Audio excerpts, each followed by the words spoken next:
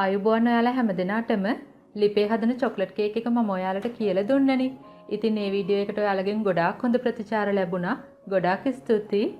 ඉතින් ඒක නිසා ඔයාලා ඉල්ලුවා තව වීඩියෝ එකක් මම දෙන්න හිතුවා. මේ බටර් කේක් එක. මම මේක හදන්නත් බීටර් oven පාවිච්චි කරන්නේ නැහැ. ලිපේ තමයි හදන්නේ. ඉතින් මේ බටර් කේක් එකට මම ගන්නෙ මගේ සාමාන්‍ය බටර් කේක් රෙසිපි එකමයි. ඕන වෙන දේවල් මම ඩිස්ක්‍රිප්ෂන් බොක්ස් එකට දාලා තියෙන්නේ. ඔයාලා එතනින් බලන්න. මගේ වීඩියෝ වලට ඔයාලා කැමති නම් මගේ YouTube channel එකට subscribe වෙන්න.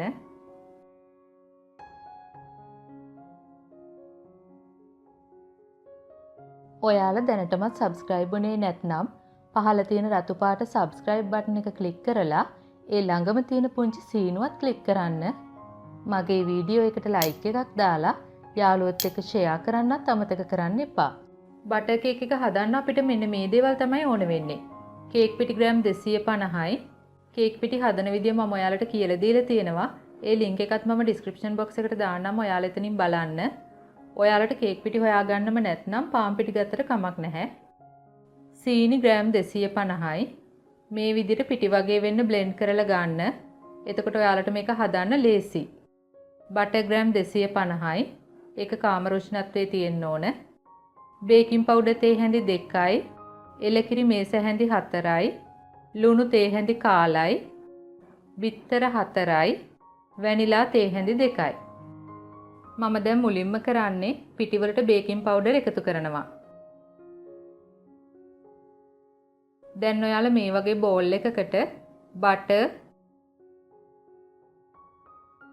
ලුණු,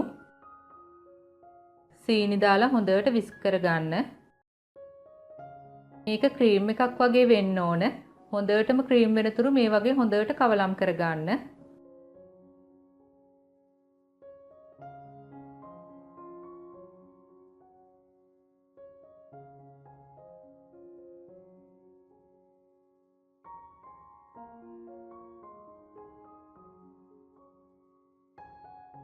දැන් ඔයාලා බලන්න සීනි කැට තියෙනවද කියලා.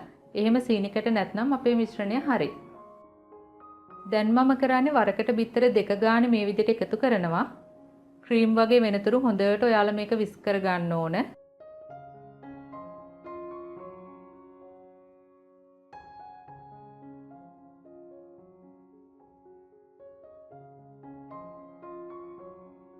දැන් ඊළඟ බිත්තර දෙකත් එකතු කරන්න.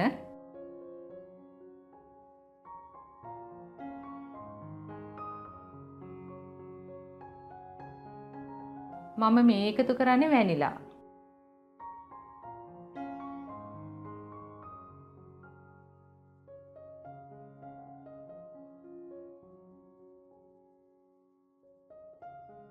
දැන් මම පිටි ටිකයි බේකින් පවුඩර් ටිකයි පෙනේරයට දාලා ඒකෙන් භාගයක් මේ විදිහට හලා ගන්නවා.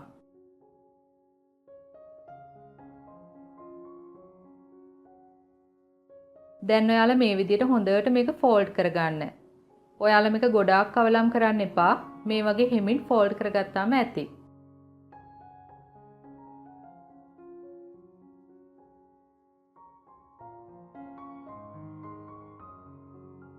දැන් මම ඉතිරි පිටි ටිකත් හලා ගන්නවා. ආයෙත් හොඳට ෆෝල්ඩ් කරන්න.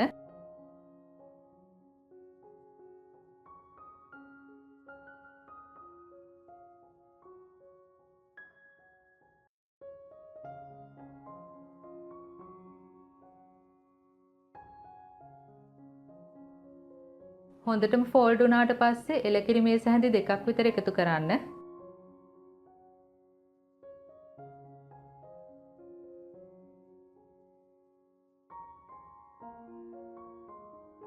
මේ එකතු කරන්නේ ඉතිරි එලකිරි මේස හැඳි 2. දැන් ආයෙත් හොඳට ෆෝල්ඩ් කරගන්න.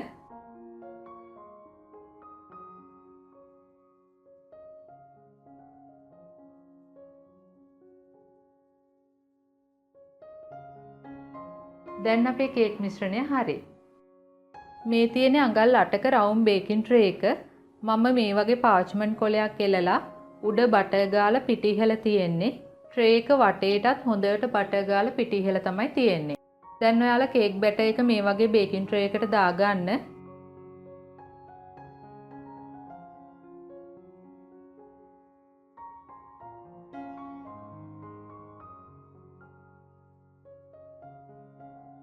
ඔයාලා මේක කීප සැරයක් හොඳට ටැප් කරගන්න.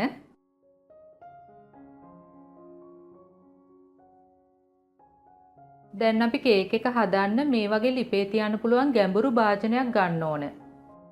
ඒක ඇතුළට බේකින් ට්‍රේ එක දැම්මට පස්සේ වටේ ඉඩ ඉතුරු වෙන තරමේ භාජනයක් ගන්න. දැන් ඔයාලා මේ වගේ පොඩි ස්ටෑන්ඩ් එකක් තියලා ඒකේ ගෑවෙන්නේ නැති තරමට වතුර දාන්න.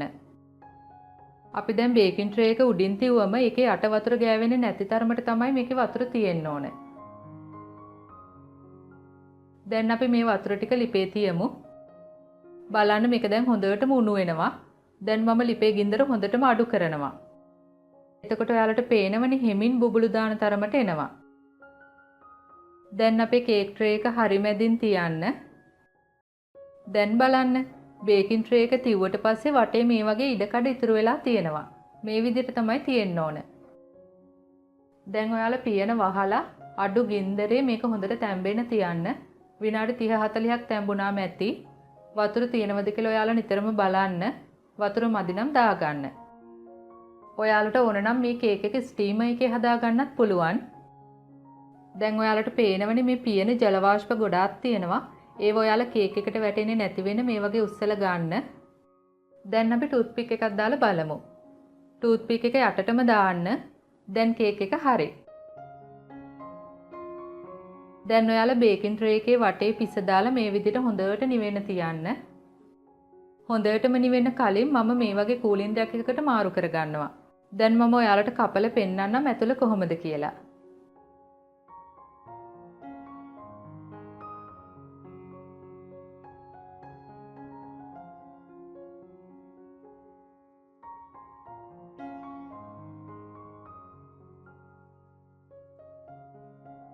මේ බලන්නකෝ හරිම මෘදුයි සාමාන්‍ය බටර් කේක් එකක් වගේමයි ඒ රසමයි තියෙන්නේ.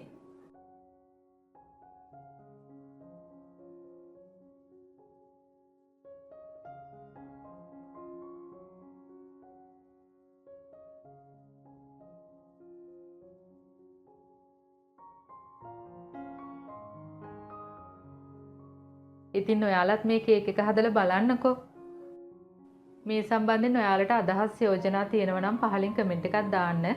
අපි ආයෙත් මේ වගේම රසබර වීඩියෝ එකකින් හමු වෙමු. එතකන් ඔයාලට සුබ දවසක්. ස්තුතියි.